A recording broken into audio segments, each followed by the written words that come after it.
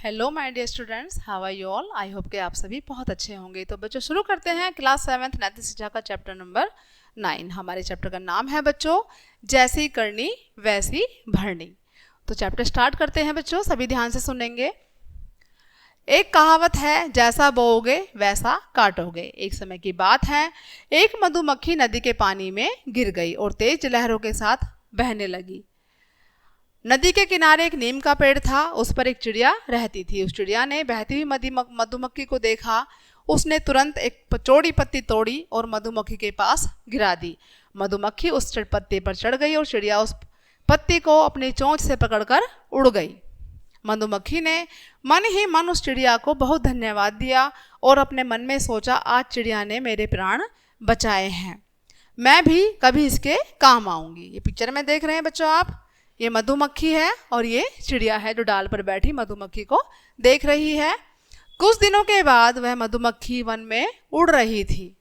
जो मधुमक्खी थी बच्चों, वह कहाँ उड़ रही थी? वन में उड़ रही थी। तभी उसने एक वृक्ष पर उसी चिड़िया को बैठे देखा। उसने पास ही खड़े एक शिकारी को भी देखा। वह शिकारी अपने धनुष बाण से चिड़िया पर निशाना लगाने के लिए तैयार था, परंतु चिड़िया शिकारी की उपस्थिति से बेखबर थी। मतलब उसको नहीं पता था कि शिकारी मेरे आसपास है और वो मेरे प्राण लेना चाहता है। क्योंकि उसका ध्यान दूसरी ओर था, मधुमक्खी ने मन ही मन कहा, आज ही चिड़िया के उपकार को चुकाने का सही अवसर है। मधुमक्खी शिकारी की तरफ उड़कर गई। शिकारी बाण को चलाने ही वाला था कि मधुमक्खी ने उसके पैर पर डंक मार दिया। मधुमक्खी के अचानक डंक मारने के कारण शिकारी के पैर में बहुत तेज दर्द हुआ और उसका निशाना चूक गया। इतने में चिड़िया उड़ गई। इस तरह उसका जीवन बच गया।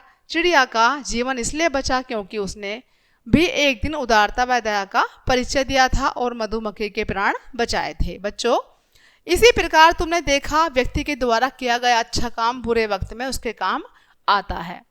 यदि हम किसी के साथ भला करते हैं तो बच्चों हमारे साथ भी आने वाले टाइम में भला ही होता है। ईश्वर भी उस व्यक्ति को प्यार करता है जो परोपकारी व दयालु होता है। आगे देखते हैं बच्चों। एक गांव में 3 मित्र रहते थे, 3 दोस्त रहते थे।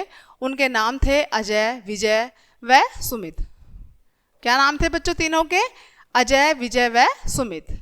एक बार वे तीनों काम की तलाश में शहर के लिए चल पड़े। रास्ते में एक घना जंगल पड़ता था। चलते चलते वे थक गए, इसलिए उन्हें जंगल में ही रुकना पड़ा। वहां उन्होंने एक थैला पड़ा हुआ देखा। उन्होंने उस थैले को उठा लिया। उन तीनों मित्रों ने उस थैले को खोलकर देखा तो उस थैले में बहुत से रुपये और जेवरात थे। तीनों मित्र बहुत ही खुश हुए। उन्होंने धन को बराबर बराबर बांट लेने का निश्चय किया। तीनों मित्र बहुत भूखे थे, इसलिए उनमें से अजय तो खाने का सामान लेने चला गया। उसने बाजार में भरपेट खाना खाया। खाना खाते खाते उसके मन में विचार आया, क्यों न मैं ही सारा धन ले लूं। यह सोचकर उसने भोजन में जहर मिला दिया। जो भोजन लेने वो गया था बच्चों, खुद ने तो वहीं पर खा लिया और बाकी के भोजन में उसने क्या किया कि जहर मिला लिया। इधर जंगल में बैठे विजय और सुमित के मन में भी ऐसा ही विचार आया। उन्होंने सोचा, जब अजय आएगा तो हम उसे मार देंगे और स्वयं ही सारा धन बांट लेंगे, मतलब आपस में दोनों बांट लेंगे। थोड़ी देर में अजय भोजन लेकर आ गया। जैसे ही वह आया, दोनों मित्रों ने उसे मार दिया। उन्होंने आराम से खाना खाया। खाने के थोड़ी देर बाद वे दोनों भी मर गए। इस प्रकार तीनों मित्रों को लालच करने का बुरा फल मिला।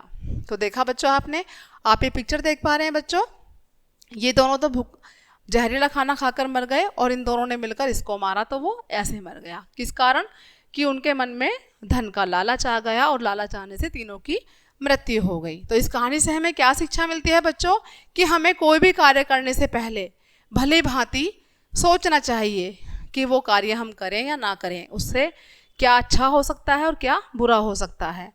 फिर कार्य करना चाहिए, उसके फल की चिंता नहीं करनी चाहिए, हमें लालच नहीं करना चाहिए। सबसे पहले बच्चों हमें कोई भी कार्य करने से पहले मन में लालच नहीं करना चाहिए। लालच का फल हमेशा बुरा होता है। तो चैप्टर बच्चों यही क्लोज होता है। आई होप के सभी को समझ आया होगा। तो बच्चों मिलते हैं नेक्स्ट चैप्टर में, तब तक के लिए बाय बाय।